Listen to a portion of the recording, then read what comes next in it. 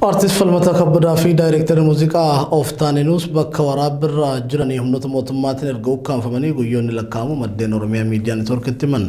Artist falmata kabbadaa hojii muuziqaa haaraa waraabsisaa osoo jiru daayireektara muuziqaa isaa kan ta'e of taaninuus waliin magaalaa Laga Xaafoo Laga Daadhiitti qabamuun yeroo ammaa kana waajjira poolisii magaalichaatti hidhamanii jiraachuu waahilli hojii isaanii OMN'tti himame.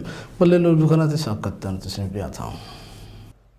Haga jedhamee afur bara 2022 jechuunis guyyaa gaafa roobii darbee galgala ogeessota kaameraa fi shubbistoota akkasumas daayireektara muuziqaa of taaninuus dabalachuun waraabbiif jecha gara Laga Xaafootti akka deeman kan himu namni isaa waliin ture tokko. Guyyaa gaafa sanaa namoonni 20 ol taanum akkuma hojii waraabbii viidiyoof baaniin humnoota mootummaatiin to'atamne jedham. Ergasii kamisa ganamam nama hundaa gadhiisanii Artist falmata kabbadaa fi daayireektara muuziqaa of taaninuus achuma tursiisanii jiraachuu Oromiyaa miidiyaa neetwoorkitti himeeram.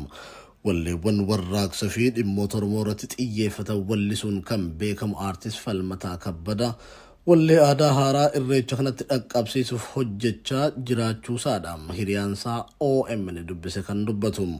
Wallee kana waraabsisuuf daayireektara muuziqaa beekamaa of taaninuus fi shubbistoota dabalatee gareewwan adda addaa kan nama 20 of keessatti qabate waliin bakka waraabbiif mijatu filatanii bobba'uu yaadachiisa. Haa ta'u malee bakka waraabbiif filatame sana dhaqqabnee otoo hin turin poolisiin humna addaa Oromiyaa konkolaataadhaan akka isaan marsee hima namni bakkicha ture kun. Ergasii poolisiin hunda isaanii qabuudhaan gara waajjira poolisiitti akka isaan geesse fi buliisaa shubbistoota fi ogeessota kaameraa erga hiikanii booda falmata kabbadaa fi of taaninuusin bakkichatti hambisuu ibsa. Guyyaa sana guyyaa naannoo laga bulchiinsa magaalaa Laga Xaafoo Laga Daadhii naannoo Gawaa jedhamuun beekamu guyyaa waraabbiirra ture. Magaaluma sanii laaqanaaf gara magaalaatti deebinee waraabbichi halkan waan barbaachisuuf jechuudha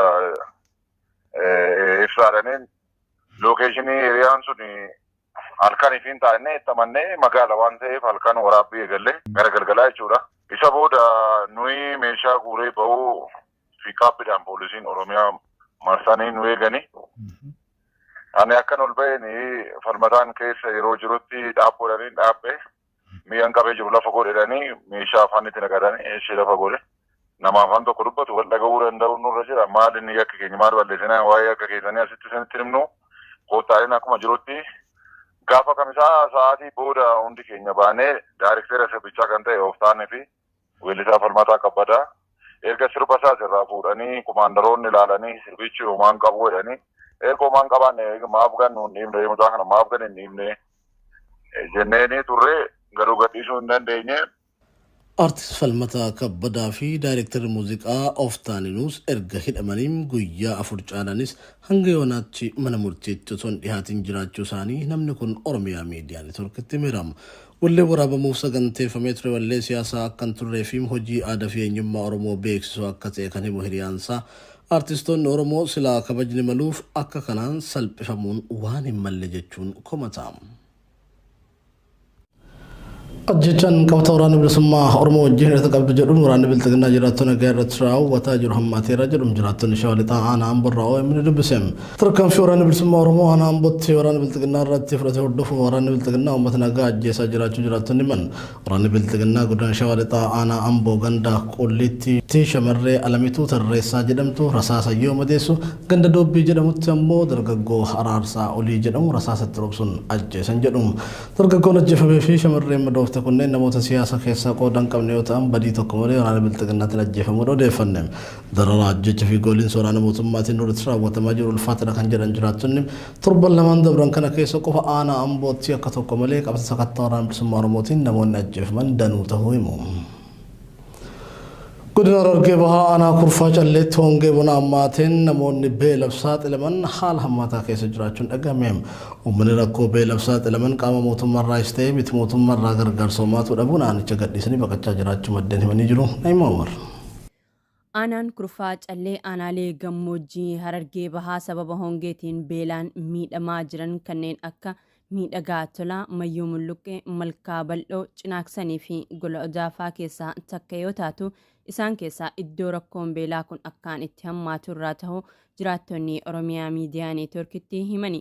Aanaan kun gaafuma lafti nagayaatu gammoojjummaan garasitti waan baay'attuuf waggaarraa rakkoon beelaa kun mudachaa turuu himanii kanaan dura gaafa beeladoonni waan nyaatan dhabuun dhumaa namoonni beelaaf saaxilamaa ture dureessi Oromoo obbo Dinquu Dayyaasaa nyaata loonii fi midhaan uummanni nyaatu fide gargaaraa akka ture himanii jiru jiraattonni. Wallahi amma aanaa kurfaa calleefaa yoo harkite garaa kana siraafti akkasuma aanaan kurfaa callee gammoojjii duraan Dinquu Dayyaasaa gargaaruu ture gaafa biyya jiru amma tarraa hongeen ichini dhufti aanaa kurfaa callee beekte. Barana hongeen akkaan hammaachuurraa kan ka'ee jiraattonni aanichaa soorata barbaachaaf gandoota hedduurraa godaananii jiru kan jaan maddeen rakkoo keenya bakka itti iyyannu dhabnee rakkachaa jirraa jaani. Keessumaa gandoota akka Gabiibaa, Waajjiraa, Arreellee fi gandoota biroo hedduu keessaa namoonni baay'inaan baqatanii gara aanaa Haramaayaa fi Baddannootti galaa jiraachuu kan himu maddi keenya iddoodhuma namoonni itti baqatan kanattillee uummanni rakkoo keessa jiraachuu dubbata. Amma aanaa kurfaa callee namni keessaa baqatee Baddannoo fi Haramaa keessaa galu jira. Gabiiba bakka jaamtu. Gabiiba aanaa ganda Gabiiba jaamu jira. Gandi san aanaa kurfaa callee keessaa biyya guddoo Gabiibni. Ammaas ichuma Waajjiraa janii jirti. Ammaas ichuma keessa Arreelee jaanii jirti. Aanuma san keessa bakki tun bakka beelaan akka malee uubamte laal godina Harargee loonillee dhumanii. Aanaan kun aanaa akka malee uubamee Baddannoollee santarii fi asiin deebisi. Odaa bishaanii bakka jaamtu. Waan kun karabee amma caamaan dhaawamee jiru. Gaaga'ama lubbuu namaa fi beeladaa mudate kanaaf mootummaas ta'ee dhaabbileen miti mootummaarraa deeggarsa homaatoo hin arganne kan jaan jiraattonni qaama dhimmi ilaaluu fi uummata bal'aa Oromoo irraa deeggarsa hatattamaa barbaannaa jechuun iyyatanii jiru. Oromiyaa kutaalee garagaraatti sababa waggootaaf roobni dhabamuutiin rakkoon beelaa uummata qoraa jiraachuun ni beekama. Gama birootiin ammoo qaala'insi jireenyaa uummata guutuu biyyattii qoraa jira. Rakkoo beelaa, qaala'insa jireenyaa fi nageenya dabalatee rakkoowwan biroo uummata harkaa qabaniif qaamni biyya bulchaa jiruuf furmaata barbaadaa hin jiru jechuun komatamaa jira.